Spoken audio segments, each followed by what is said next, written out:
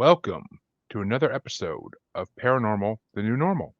I am your host, as always, Jeremy, here to make the world seem a little more normal, even though that these days that's pretty impossible. But my guest today is going to help with that a little, as always. And yes, I have another Podmatch found guest. Podmatch, not sponsor, but you could be.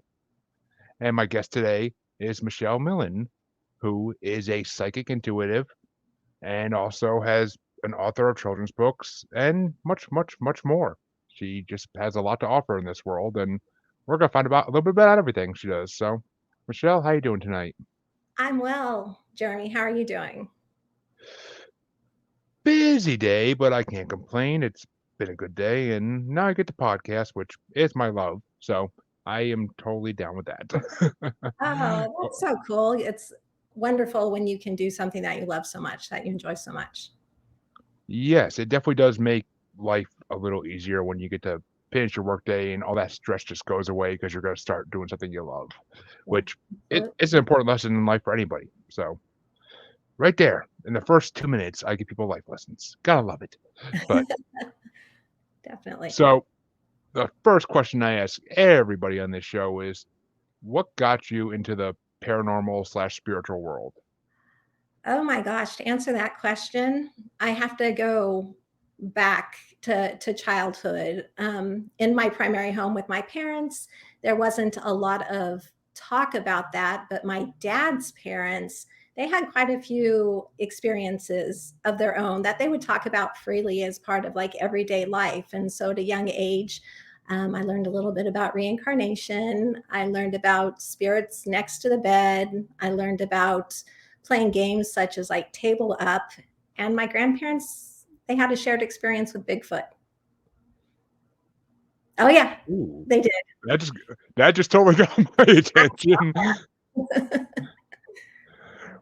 Well, I mean, well, let's focus on you for now. We can jump back into that in a little bit, but No, I'm happy to talk about that at any point. But that was kind of just what my childhood was like. I do believe that my grandma was a psychic also, or had some abilities there, but she passed away before she could teach them to me. And so she's letting me know in other ways now. So that was my childhood. Of course, from there, I moved into um, having experiences of my own. The first one I can recall is after my grandma passed, hearing someone call my name when I was the only one home. And then I went into exploring things on my own. Ouija board scared me to death. Will probably never do it again. And just kind of having knowings throughout my life, like a feeling that something's going to happen and then something similar to it happening. Then I became a mom and everything, I really wanted to jump in at that time, but I was too busy. And then 3 years ago, I was at a friend's house and I was trying to fall asleep. And that night, the light in her closet went completely crazy. It started blinking on and off, on and off, on and off. And so it kind of scared me a little bit, but I'm like, okay, it's good. Like, I'm not going to freak out too much. The next day, there was an accident. We were going to be flying out. So we left for the airport very early and I can't ever sit still. And so I decided to walk around the airport and listen to a podcast. And that week on the podcast was an aura reader. And she spoke to my soul. And ever since then, including that night, I had a visitation from my grandma. Things have been opening up for me. well, I will say that is a lot of things to happen in a short span of time to say. So, I Well, mean, we're talking that's like 47 years. So up till that well, point, 40 okay. years. Yeah.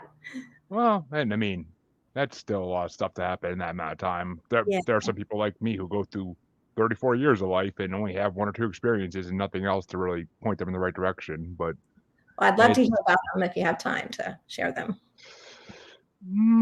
maybe a little bit later if we Okay. bring something that relates to them. My listeners have heard my stories a lot, so I don't like to bring them up too often because otherwise I'm going to bore them to death. So, Gotcha. but basically, it's a ghost talking to me and a UFO sighting. Those are the only two things that really happened to me. Okay. Nothing physical, which I'd love to have happen, but those who want to have things happen don't have things happen. That's just the way life goes. So, well, I'm gonna start off with this because it says right in your profile that you've had a spiritual awakening, which I am a big believer in that there's a huge spiritual awakening going on in the world. I've had multiple psychics tell me it either started about 5 years ago or back in 2012. I've heard both, and it just basically both make me think. But the 2012 one really resonates with me because of the whole Mayan calendar thing. The first person that told me that, I just all of a sudden like got awestruck, and I was like, 2012. I'm like, Mayans, and they're like, possibly. I'm like, interesting theory I never thought of before. But tell us about your spiritual awakening and how it changed you. Um, it changed me in every single way possible. It started at the end of 2019. Again, I heard a podcast. I was inspired. Um, I had an interaction with my grandma, a dream visitation that night. We were in a hotel. Um, I saw her there. I hugged her. I could smell her. I could like feel her. And then I woke up and there was a light strobing in the bedroom that I'm like, okay, this is really kind of cool that this happened. And then I started walking down the path of finding out a bit more about the bigger picture. I really stepped into following the aura reader and learning that I'm an empath. So everything I thought was completely strange about me growing up actually as an empath is pretty normal. Like being an empath, it's hard for me to differentiate my feelings and the feelings of other people in the room. I like take them on. And so a lot of people always called me moody. And I was like, I don't know why I'm moody. This is who I am. And then also, I see every shade of gray when talking with people. And I always thought, you know, that was kind of a blessing and kind of a curse. But I've only found out recently that if someone with emotion behind it tells me how they're feeling, I'm going to be able to step into their point of view and understand it, even if it's at my own detriment. All right, which makes sense. I mean, I can't imagine getting called moody because of feeling other people's feelings. I'd be so mad. Yeah, I But didn't know that's what was happening. I just knew that I was fine and then I was in a bad mood. So, or in a really good mood. It was really, I just had no idea. I was unaware. I was an unaware empath, I guess. an afternoon Facebook user, not sure who you are, but welcome. I You gotta go to streamyard.com/Facebook to have and accept it so they can show your name. I say that every show, I'm pretty sure, but it just doesn't happen. But so what was I say? So what's been the hardest part, would you say, besides oh, hello Tamara. I don't know why your name's not showing up. Showed up yesterday. That's strange. But so what's the hardest part about all this besides being called moody? Like and learning to accept all this, what would you consider the most difficult challenge of it? Well, so many fascinating things happen. It's hard to know who to share them with. It's in my everyday, day to day life. I don't have a lot of people who I can just go and talk to about what's happening because they'll look at me kind of like through side eyes or, huh, that vacant look on their face. So that's been really hard. But I have found a great community of people and friends that I can talk to about this. So it's hard. It's been hard finding people I can share my experiences with.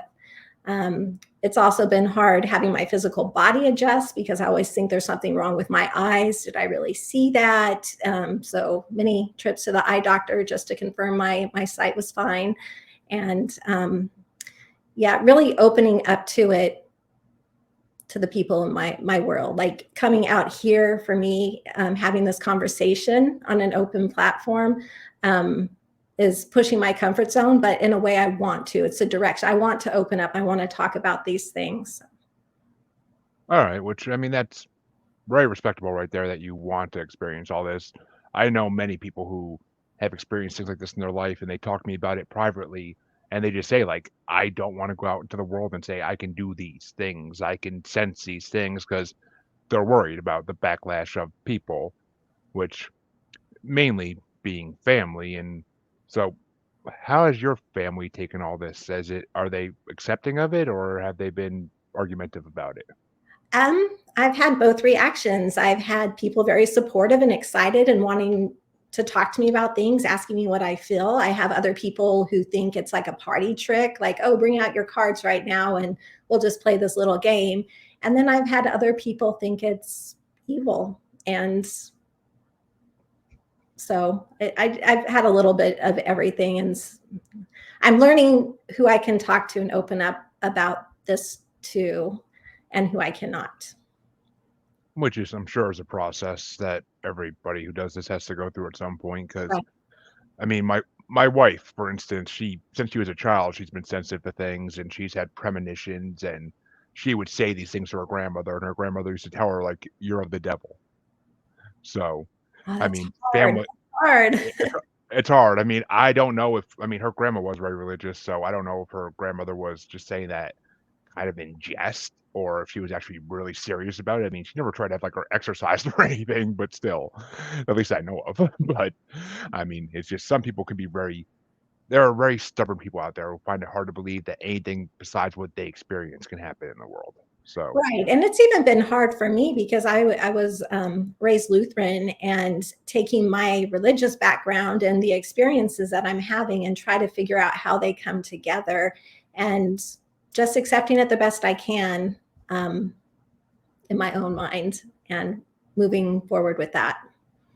see, I was the same way. I was raised Christian. I'm an agnostic now. I don't really lend my hand to any religion per se because I hate organized religion at this point because of everything they've done in the world. But I do I do have some spirituality, and but it's funny because when I was a young Christian, I believed in Bigfoot and Loch Ness Monster and all the cool cryptids I read about in books in school. But I couldn't believe that people could do telepathy or that they could read people's minds or that they could anything or just sense things. I mean, I didn't believe any of that. And then as I got older, I just realized how stupid I was as a kid not believing in that stuff. Like, of course, if there's physical cryptids out there, there has to be people who could do certain things. I mean, people have abilities all over the world that they find out about as they get older. I know I'm a little, upset with myself that I didn't have time to jump into this when I was younger. I was busy doing the parent thing and distracted by other things. And I feel like I need to make up for lost time now and wanting all the answers now. And that's not exactly how it works. So just finding patience and balance is a new thing that I'm learning through spirituality. And I like quiet a lot. I like to Yeah. meditate a lot. So. Yeah, I've been told meditation's a huge thing in this world and that you have to, if you want to enhance abilities, you have to meditate. I've had multiple psychics tell me that they think I have the ability to, but I need to meditate in order to really open it up. I'm like, I have two young kids and a full-time job plus two podcasts. I don't have time to meditate. If I'm meditating, I'm sleeping.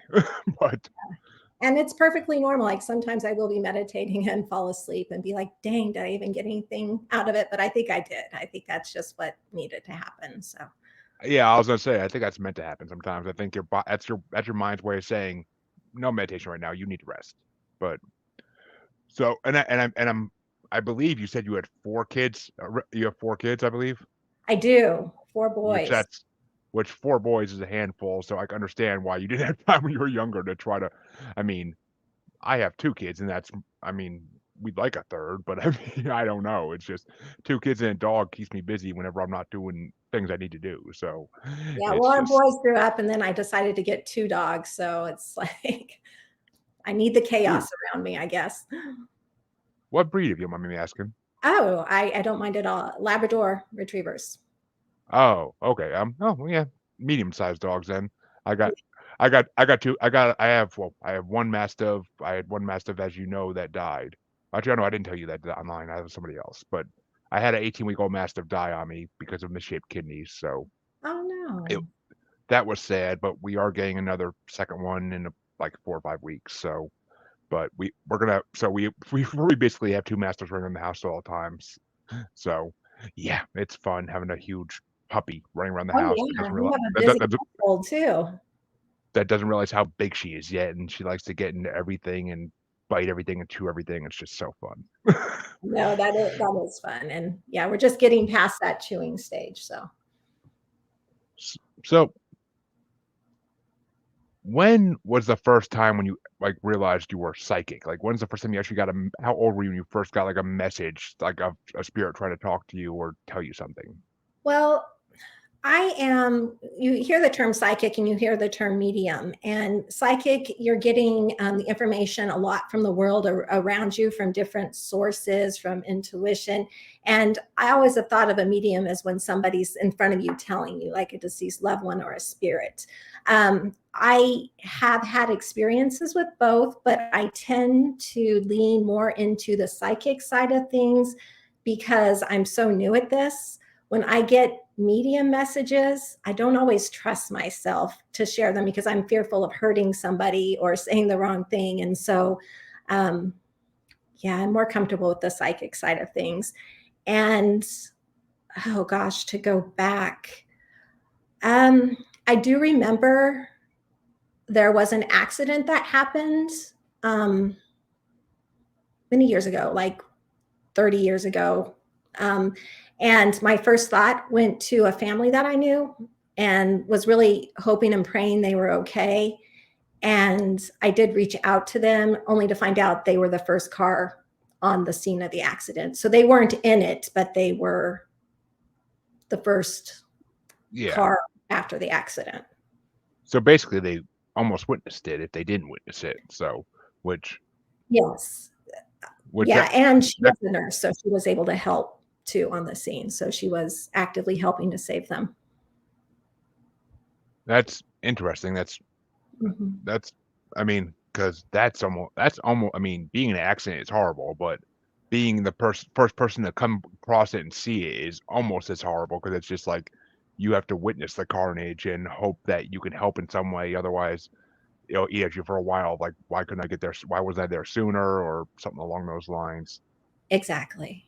Yeah. I mean, I literally had that happen a couple months ago because I used to drive around for my job and I literally saw an accident like two cars behind me and it was one of those fast turn over to the side of the road, stop, call 911 type things. And I didn't have to get out of my car even though because there was like five other people already running over to the car. So I was like, okay, I'm like, can I go? They're like, yeah, you can go. We already have people on the way. I'm like, okay, going on then. But I felt bad the whole day because I'm like, should I have gotten out? I'm like, no, there's people already there. Why would I get out?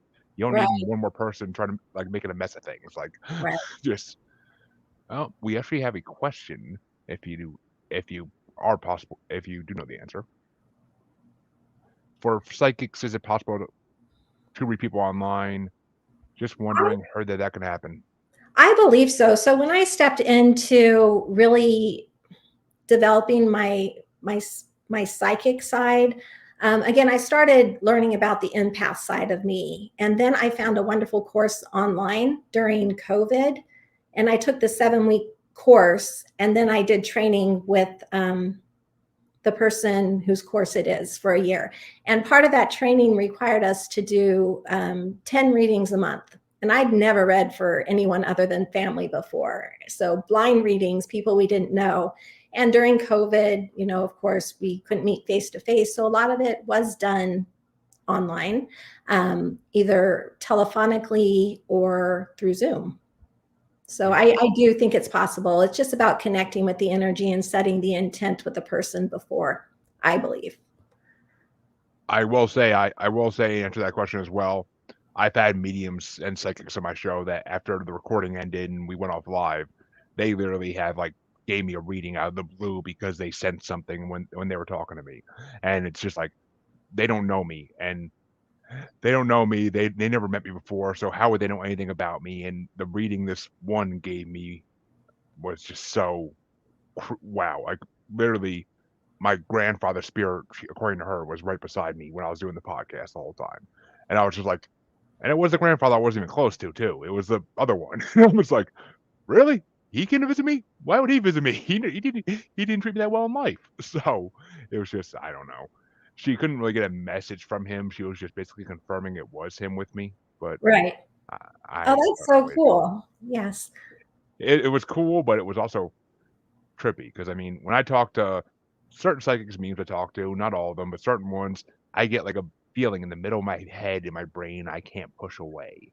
And that's why some of them think that like I have abilities. I just block them by not meditating and by being busy all the time. So Right. It is I think just really, and you asked like part of the one of the hard or the hardest part about stepping into onto this path. And it really is trusting yourself for me because I do find I'm second guessing myself a lot and that doesn't help. So just you have to trust yourself. And when you get that feeling, maybe sit with it for a minute and see if anything more comes from it and start building off that. and well, Tamara also wanted to say thank you for answering. I Oh, don't you're know, welcome. Tamara. I don't know what's going on with the name of this thing. I honestly don't know what it is with StreamYard. I gotta look into it more for my guests, but I mean for my guests and for my watchers. I don't know. But I like StreamYard, so I'm not going to leave them just because of that. They're better than Zoom for lives, I will say that.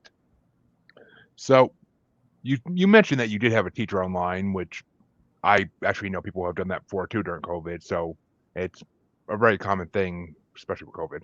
So do you have a mentor that you still use that like you talk to on like a weekly basis to help guide you along your path? I don't talk to her on a weekly basis, but I still work with her a couple times a month. Her name is Bo, and she is with the Sage Method, and it's a 7-week course you can take, and then the mentorship. Bo, she does a lot of crossing over work, so I'm part of a crossing over team with her, in which we help spirits cross to the other side, the ones stuck in the in between.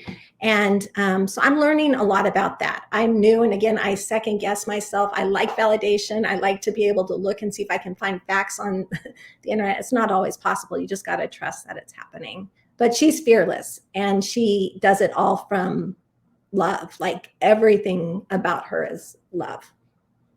Of course, and that's how you gotta do it. It's funny. I just released the episode. Was it this past Friday, I believe? With or this past Saturday, I mean, with Tina Irwin, who is the ghost. She's called the Ghost Helper, and that's basically all she does is help people cross over. She's written books about it as well. Very interesting person to talk to, and so I truly appreciate when people do that work because I honestly need someone to come to my house and do that to the spirits living in my house because it's creeping out my wife and my kids at this point, and I just want to kind of get rid of them. But Yeah, there's something here that's creeping out one of my dogs too, and I haven't quite figured out what it is yet. But I did have like an experience with a spirit in my son when I was younger.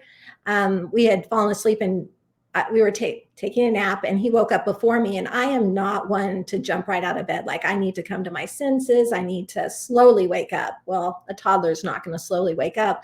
So he was walking around my bed. He was like hitting the side of it. And all of a sudden he stopped and his eyes became fixated across the room at something. And he started saying, like, little boy, get out of my mom's room. Little boy, I don't want you here. Little boy. And his eyes were fixated, which was scary. And so I didn't know what was happening. I flipped on every single light in the house. I picked him up. I ran downstairs. I called someone on the telephone. And that was kind of a moment that had me, I mean, it's unforgettable.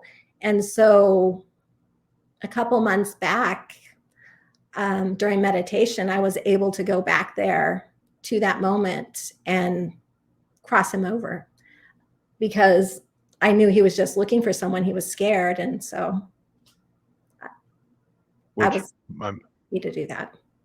yeah, I hear that a lot with children spirits that they're looking for that they're just scared and they need. I mean, I think Tina said the same thing when she's helped children spirits cross over. She usually will find like a.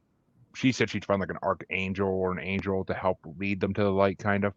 Right. Which I don't know if you work with angels. I know not all mediums psychics work with angels, I do. but oh, interesting. Which I may have a question about that in a minute. But apparently, Tamara says she has a spirit that keeps turning on her bathroom sink. Oh, One of those mischievous spirits that likes to play games on people. yeah. Which we have one of those here too, because whenever my wife would be in the basement, she'll feel like something like stroking her hair or like tugging on it, and I don't know if it's the old man who built this house and then later on lived here till his death. So I don't know if it's him or somebody.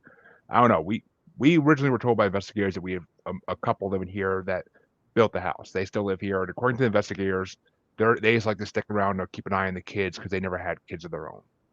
Okay. And I don't know if I believe that now though, because my wife swears she's seeing other things besides the two spirits. She swears she sees like a little shadow type figure running through the house, and she said she thinks she sees like 4 different entities. Is it So always out of the corner of her eye? Is she just catching glimpses like real quick?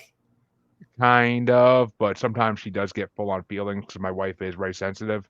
She's Okay. just she's too shy to ever do anything with it, really. Right. And that is So freaky to have someone, touch or pull on your hair. That would scare me a couple of times when I've been sleeping. Or actually, this was an astral travel experience. I was out of body, I guess, and I was in my kitchen and I was like coming back towards my bedroom, and something grabbed the front of my pajamas and like yanked me forward. I'm like, whoa, I'm not cool with that. Not cool with the touching there. And then I woke up.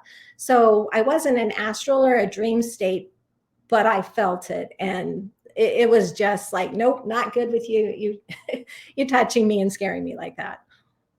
yeah, which I mean, astral projection is a very real thing. I know it is, and I actually have looked into possibly being able to like study it one day to do it because one of my fellow co-hosts on another show I do, Global Strangeness, Deborah, she told us about when like during COVID, she took an online course, like a week-long course in it, and she actually can do it to some degree. She's still new at it, so it's a novice that she is, but she said there was a New York City detective that actually was taking the course too because to try help him solve crimes, which Yeah. I find that fascinating. Yeah, no, I do too. And I think we all astral travel. We're just not aware of it. And the first 2 times my body almost astral travel, it freaked me out so bad that I felt myself like pulling, even though I was asleep, pulling myself back. And I wanted to do it. So it just made no sense to me. Here I'm wanting to astral travel. Here I'm asking to, and then I start to, and it scares me. But since then I have. And the first time I really remember it, um, I felt myself, my spirit go out through my arm. And then I was like in this big open area, like Grand Central Station or a big mall or something. And there was freedom and I could move. And I was like up in the air looking at everybody around me. And then I was like, but how do I get back to my body? And as soon as I thought that, I was back just like that. So, Yeah, those are the magic words yeah, from what I've been told. I didn't know. I was like, I know I can get back, but how do I get back? And so it was just thinking that thought. Yep. Which Tamara actually said that she is not scared of the spirit, but it turns on the sink and then the light, so it might be stuck in the bathroom. Which I feel bad for that spirit because I wouldn't want to be stuck in someone's bathroom for the rest of my eternity. But No. apparently, her home used to be a retirement home. Her apartment used to be a part of a retirement home. So probably Okay. a lot, probably a lot of spirits roaming that place. But Yeah, that makes sense. I'm getting a little bit of like full body chills. So yeah. I mean, I couldn't imagine living in a place used to be a retirement home. I mean, that's basically death's waiting room almost. I hate to say that, but kind of is true. But yeah. so going back to what you said a minute ago, though. So I was gonna ask eventually. So obviously you believe in angels or heavenly beings of some kind, and for those who don't want to call them angels, but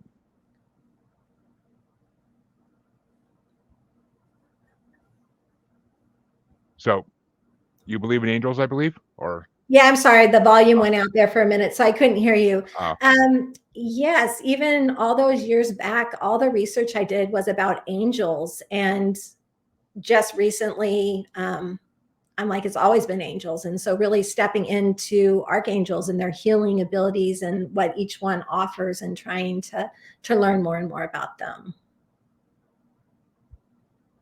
do you have a particular archangel you use, or do you just rotate through the ones based on the needs you have at that point? Um, I feel like Archangel Michael is always with me. And so he's always there. And actually, it's funny you should ask, because if I can show this, like this is, I don't know how this camera works, but these are all the crystals associated with the different archangels.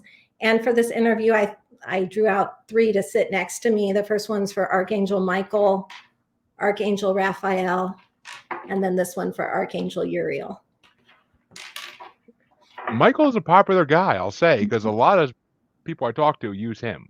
I mean, I think he's one of the most popular ones, regardless, because of his abilities. But yes, he's a protector, and he is strength, and he's forward movement. So, well, I mean, yeah, everybody wants to move forward in life. They don't want to move backwards because that's never a good thing. But so, if you believe in angels, do you believe in demons or underworld creatures? Because I'd never like to just use one word for anything. But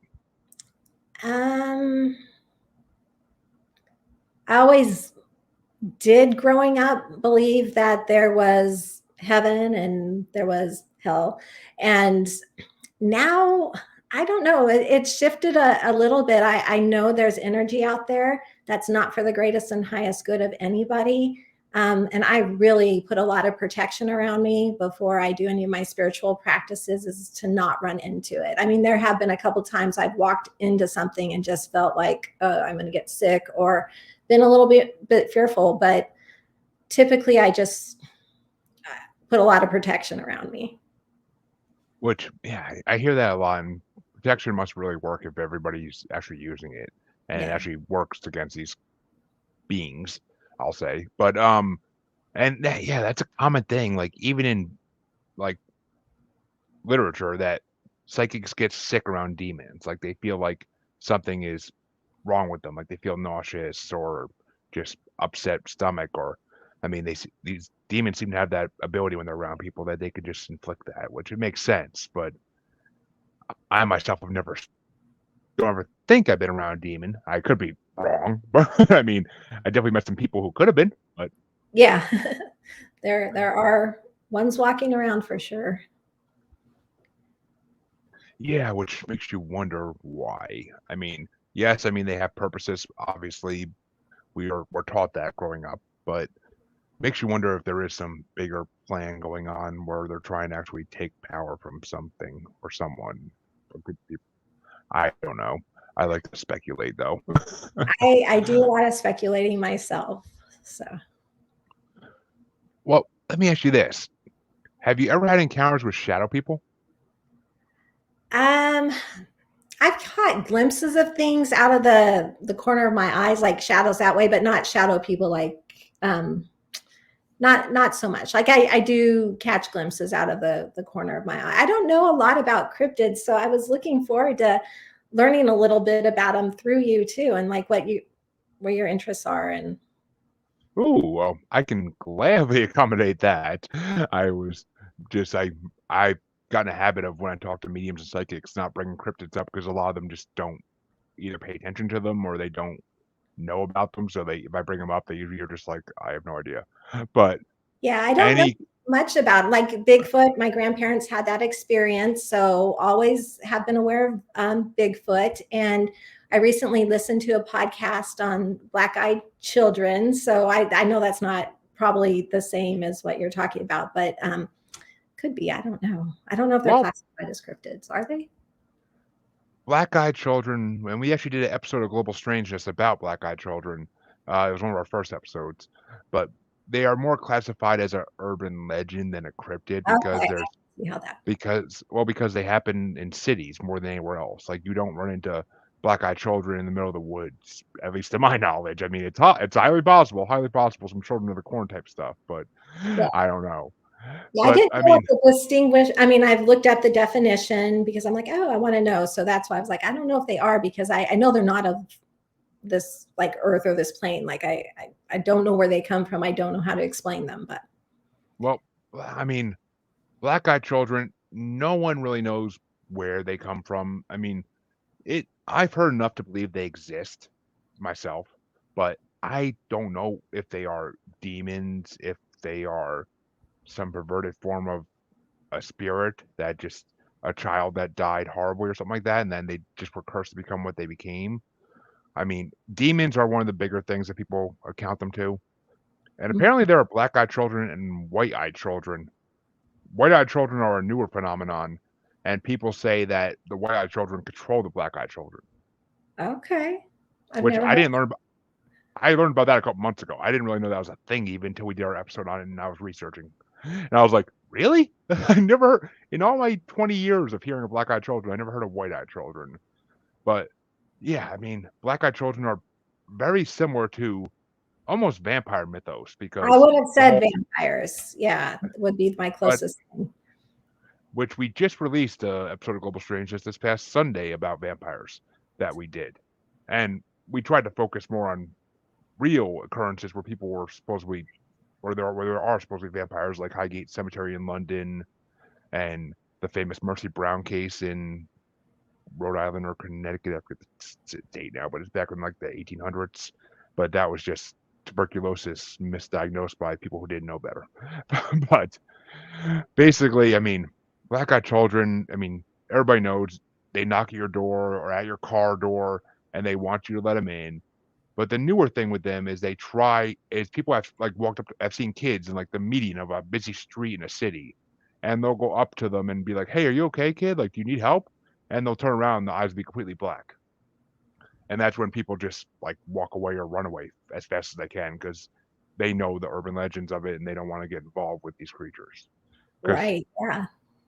I mean, because no one's ever told the tale of what happens if you let them in your house. And there's probably a reason why that hasn't gotten out. So there's probably a reason for that. But I assume if you let them in, you're not going to be living much longer. But Yeah. Well, I mean, they know but how to prey on vulnerabilities because you know the natural instinct is to help a child. But yeah, obviously there's something off, and that's what always is reported. There's something off and off feel about them. Plus their eyes. yeah, there is. I mean, and I mean, it's just one of those things in the paranormal that we don't have enough answers to the questions for because there's it's an interesting thing. Like all the good ones are interesting, but the ones we know the least about are the most interesting because we don't know them. Right. I mean, but I do want to hear about your grandparents' Bigfoot story. I'm so happy you brought that back up because it completely slipped my mind the last half hour or so. No, it was such a big part of my childhood because if you had them together, they shared the story. If you had them apart, they'd share the story. And it was always the exact same story. It never changed. And when they would tell it, they'd always have a look in their eye like they were going back and experiencing it. But they were in the Klamath Falls, Oregon, and they were down by a river and they were with their dog. And the dog started barking and they looked up, and across the river, they saw this Bigfoot, this huge, I don't even know how to describe it, this huge man, this huge, figure across their hair, top to bottom. And it started swimming across the water, the river towards them. And that's when they decided to leave. And they had a hill that they had to climb up and their car was parked at the top. But that was their experience. And you couldn't ever convince them because people would try, oh, I'm sure you saw maybe a bear, maybe this. They're like, nope, that's not what it was. Which, yeah, and when people truly see Bigfoot, they know it's not a bear. They know it's not, but it's just the way. I mean, and I wish they told you details on how it swam. I mean, I know they're probably trying to get out of there, but I would love to hear how Bigfoot actually swims because I never heard anybody talk about a Bigfoot swimming. Yeah, no, they didn't really explain it. They were hightailing it out there, but it started moving across, and maybe it just started walking. I mean, both of them have been passed, so it's been a long time since I've heard the story. But it went into the water, and they got out of there. They weren't going to wait for it to come out on the other side. Yeah, I mean, Bigfoot may have just been taking a bath too. Who knows? Yeah, But it could have been. it's 100% possible. But I mean, yeah, I can't say. I mean, I would stick around for a minute maybe just to see what its intentions are. But I mean, up in the Northwest out there, which is a huge area for Bigfoot, is the Northwest, as I'm sure you know. But Yes. and I mean, they tend to be more aggressive out in that part of the country, from what I've heard. And I think it's because we've been taking away their homes for hundreds of years now with logging and whatnot. So I think that's why they're aggressive. I think because they're taught as young Bigfoots not to trust humans and not to. I mean, that's where you hear all the stories of, oh, of truckers like parking on the side of the road for the night, and all of a sudden they hear something banging around the outside of their truck, and next thing they know, the next morning there's a huge boulder dent in the side of their truck or a huge like fist prints in the side of their truck from the Bigfoot. Like I just think out there, Bigfoots are more aggressive towards humans. I mean, out here in the East, we tend to leave most forests alone for the Mhm. last couple hundred years. Yeah, sure. When colonials came over, who knows what they did? They destroyed everything. But we just most forests don't change out here because it's state property and no one could touch it. No one could try to cut down the trees. So Right. Do you besides think the they're state, dimensional? I think they must be dimensional or on another plane, and they just kind of step in and out of our plane of existence. I've had a lot of people on the show that try to tell me that they are, and like these are investigators who investigate Bigfoot constantly, and they say that Bigfoot is ultra terrestrial, which means interdimensional. Right. But I don't know because I mean, yes, it's highly possible. It could be. It very well could be. I could be 100% wrong on this, but I personally like to believe that Bigfoot are have been on this earth as long as humans, if not longer. I am Okay. a big I'm a big proponent of the Gigantopithecus theory that they were around the same time as Homo sapiens back in the caveman days, but Homo sapiens started to kill them out, and we thought for a long time that Homo sapiens did kill that race out. But what if they just and they because they were bigger than humans, they were usually 8 9 feet tall. Um, so I don't know, like do I'm not sure. Like, I that's my theory I lean to is I think they just got better at hiding and they said, all right, these guys are killing us. They're going that way. We're gonna go this way and we're just gonna spread out and hide in the woods. Right. And that way build our homes in the trees and in the woods where no one can find us. And because they are intelligent, they're highly, highly intelligent. But Hmm. the reason people usually go to the ultra terrestrial side of it for Bigfoot is because the whole question of what happens to the bodies. Oh, If that's a good question. because there's been stories before of Bigfoots being shot by hunters and the guy will come back in town the next day. This is like a lot of these were like in the 40s, 50s, 60s, even 70s, and the guy come back in town the next day and be like, "I shot a Bigfoot," and then him and his buddies drive up to show where he buried the body, and nope, body's gone. Which, in my theory, in my theory, they I think the Bigfoots take the body. I think they take the body and they do some kind of ritual with it that they have been doing for thousands of years. They either, I mean, I don't know if they know how to make fire, but maybe they burn it, or maybe they just bring it into cave systems and bury it there where no human will find it. Because a big proponent of Bigfoot for me also is the cave systems in America. I mean, there's a huge one in the East Coast, there's a huge one in the West Coast, and there's some in the middle too, but the coasts have a lot bigger cave systems, and that's my theory for a lot of cryptids is these cave systems hide the cryptids and let them travel where they need to travel without being bothered because human beings don't go into these caves all the way. Never has the cave system on the East Coast been explored 100% by humans. There are so many twists and turns and dead ends that it'd be deadly for humans to try to explore that without being Right. prepared. Yeah. And I think that's what a lot of cryptids do. I think they know like humans don't go past this point. We're gonna go in all the way, and we're gonna just chill here and make it our home. At least for some parts of the United States. But No, that would make sense. I definitely am not a fan of caves, so you wouldn't be finding me in there chasing one. I mean, I'd be more scared of finding a bear than a Bigfoot because I think a bear would kill you before a Bigfoot would. But then again, I don't know. A bear just might want to cuddle with you and bear hug. I don't know. But I it's just because that's my theory. That's always been my theory is that they use these caves, and that also explains a lot of the missing 411, which are people who had disappeared in the woods over the last 40, 50 years. And no bodies found. No one knows what happened to them.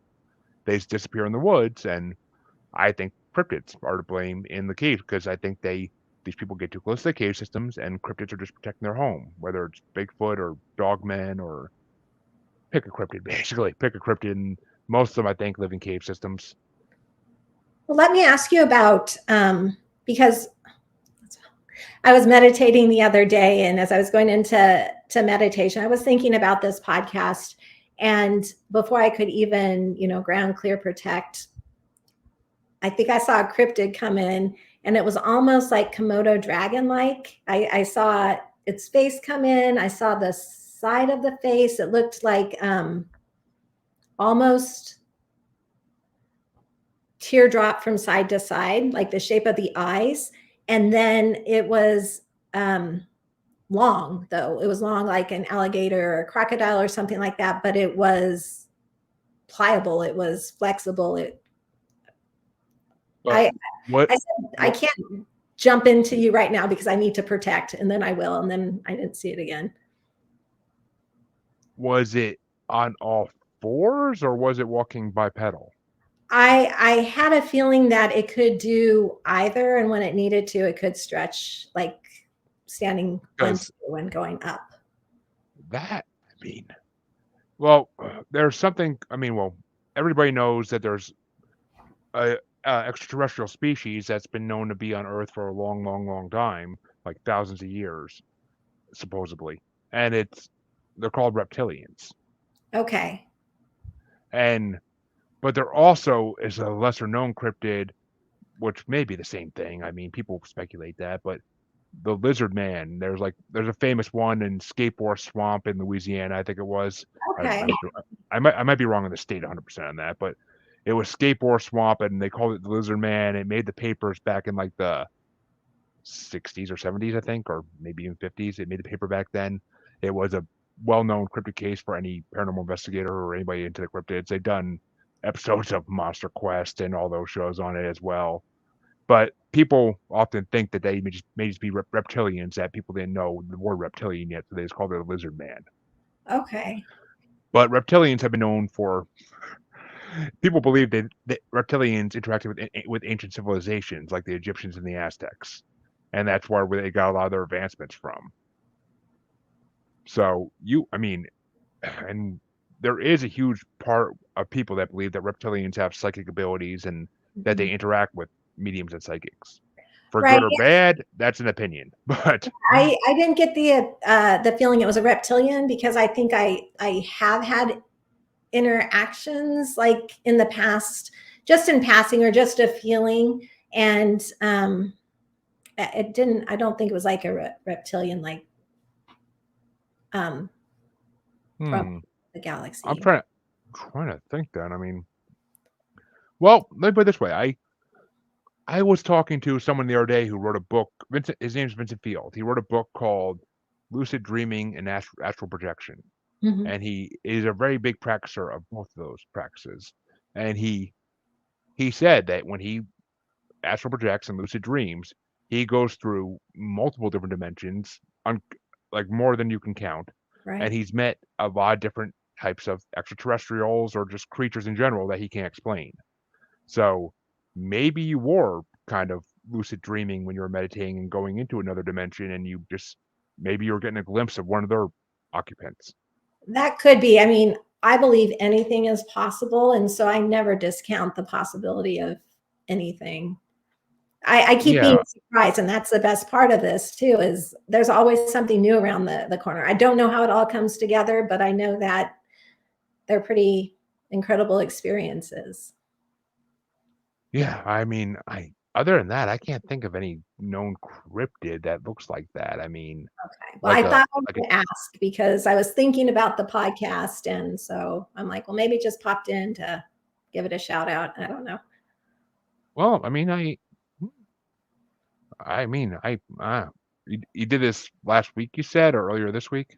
It was like 3 days ago, Oh, probably. okay. So that would have been, yeah, I didn't, all right, I was gonna say, I'm like, if it was last week, then maybe you just were like, maybe it was around the same time I was interviewing this guy, and it just like kind of like the spirits, like, or not spirits, but the like wavelengths lined up, and it kind of like intersected what we were talking about. But Yeah. if it was 3 days ago or so, then no, that wasn't it. But I mean, I that to me would be the most likely explanation because I can't think of a cryptid that is. I mean, yeah, there's tons of lizard cryptids out there and just random reptile cryptids that people have seen once or twice, but none that I could think of that are like major cryptids. That's Okay.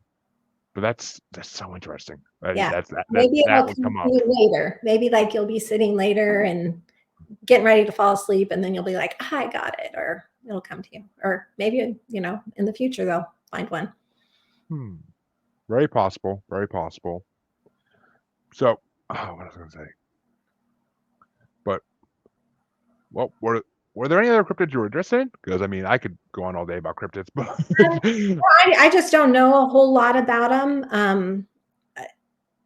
So well, let me ask you this: Do you okay, believe in extraterrestrials? absolutely. Yep.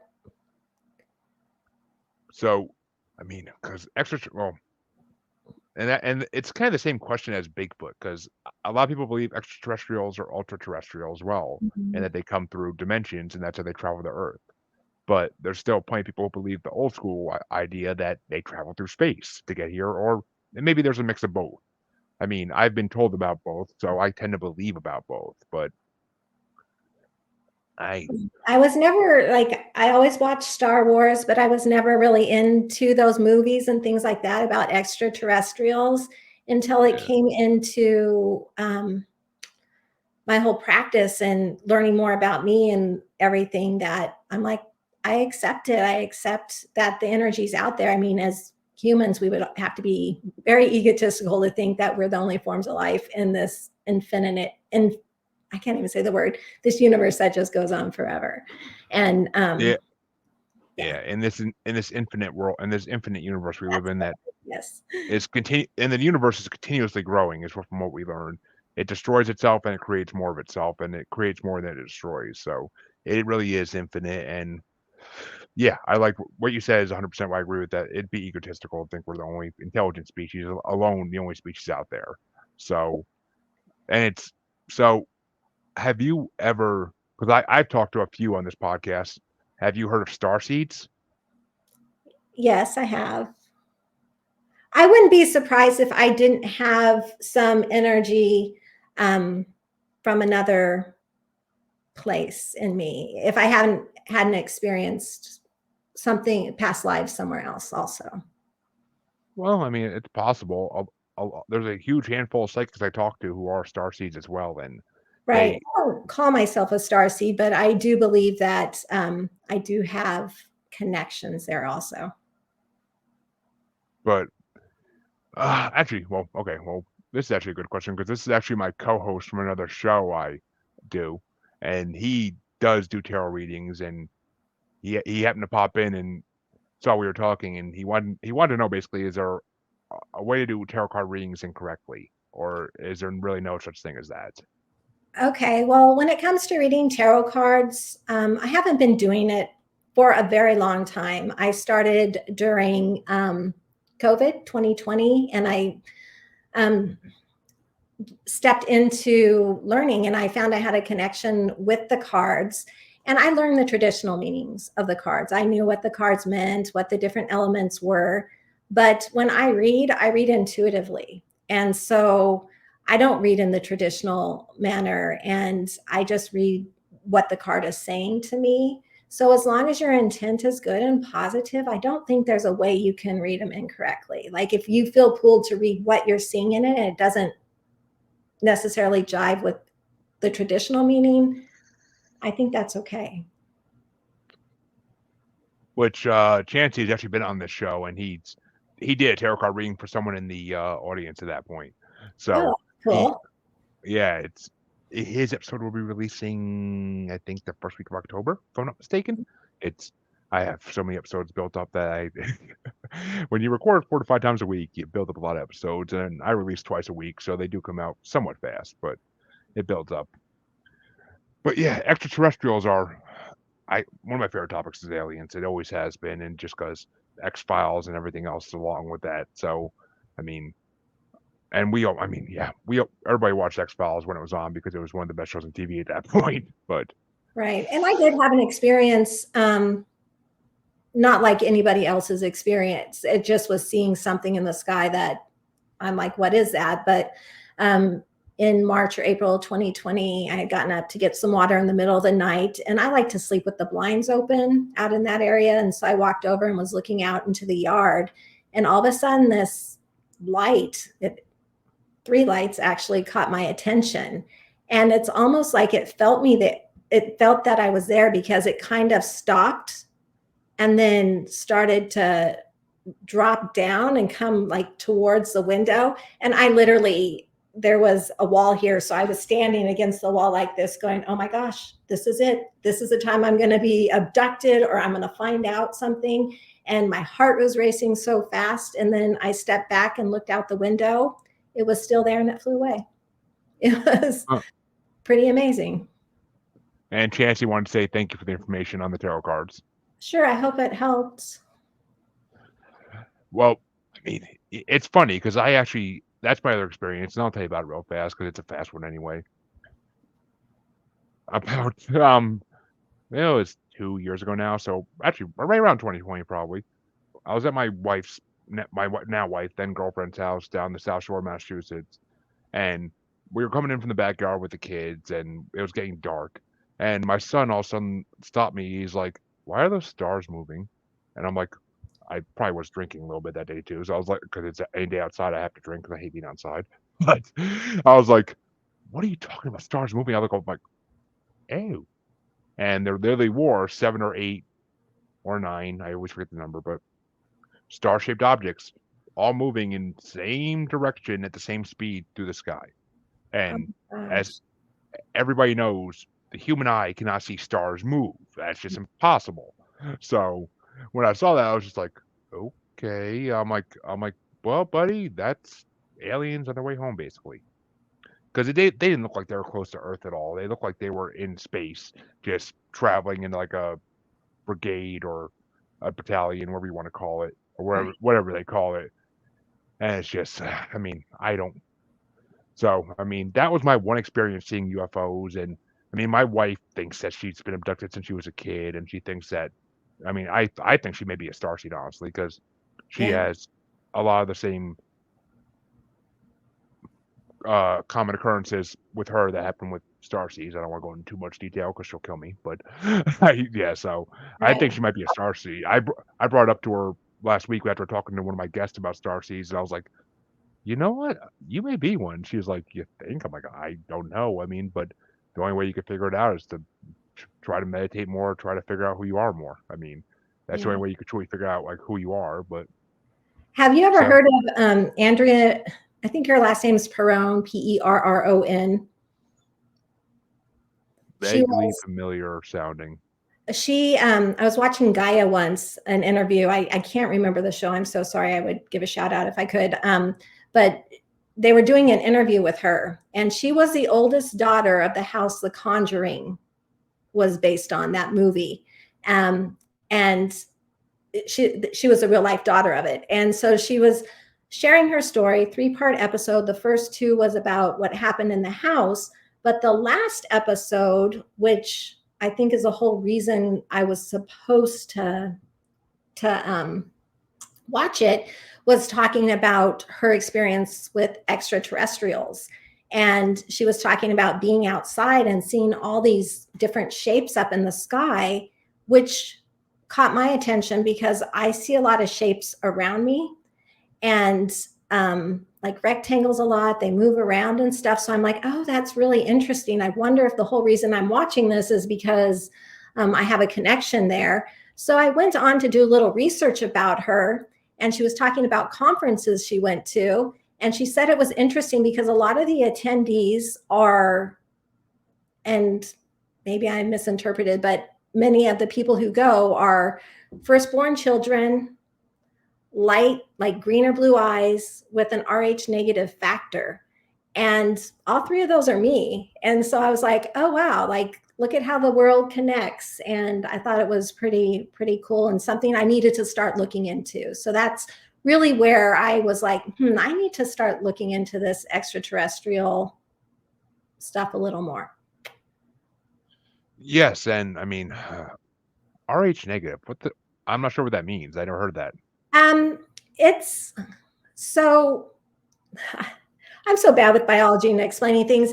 It's the blood type. So you're either like A negative, A positive. And so I'm a negative. So both my parents carry the negative recessive gene. So I'm Rh negative. And so it's kind of a big thing because if you give birth to a positive child, it's possible that your body starts producing things to fight that for the next child. And so you have to take your RH test. And yeah, my first child was RH negative, so we were okay. And my second one was positive. But had it been reversed and I didn't get the shot, it would have been not good. It could Okay. have. Oh, Rh negative. It must mean recessive hereditary negative. Yeah, I think so. Okay, because I was a biology major. I never heard that actual verbiage before, so I was like, huh? But that makes sense. That makes sense to me now. Okay. And the only reason I remember is I had to get a couple extra shots in pregnancy, and I didn't like that, so that's what it was for. Yeah, which okay, good to know that for the future when people say it. Yeah, exactly. Well, actually, okay, because I wanted to ask you about this before we got off. You wrote a children's book. I I was kind of did. curious. I was kind of curious what it's about. Well, I'm the mom of 4 boys, and as you know, children have like these huge imaginations. And so it's a book about putting one of my kids to bed. Now it's based on one of my kids. His nickname is Bear, and the book's called Good Night, Sweet Bear. And just stalling at bedtime and wanting to play every game imaginable. And, there are a lot of really small touches in that book. And the cool thing about that book is I had been thinking about it for a long time. But I never got around to writing it. And one day I was on a road trip and it started writing itself in my head, and it started writing itself in rhyme. And so I couldn't wait to get to the airport to start writing it down. It was coming so fast. So I had a little help there. That was a push from my guides, like, you just need to write this thing. Yeah, which I mean, that's that's actually awesome because I can relate to that. My daughter does that where like before bed it's always she has to do this first, she has to do that first, she has to make sure she has all 3 nightlights on the right color. Like it's just Right. never ending. It's never ending, and I mean event, and then it's, oh, I want brother to sleep in my bed with me. I'm like, oh, come on, he doesn't want to. He's 3 years older than you. He wants to stay in his own room, do his own thing. But Yeah. uh, They're but I don't know. fun. I miss them and wouldn't trade a minute of that time with them and those games we used to play. So Yeah, I mean, I probably won't either. I probably will feel the same way in a few years when they get older, but right right. now it's still that aggravating point. But especially when it's like, I got a podcast to do in a half hour. Come on, go to bed. Like, Yeah.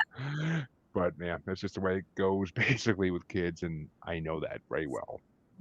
So the question I'll end this on is, what advice would you share with anyone who's going through a spiritual awakening like you did?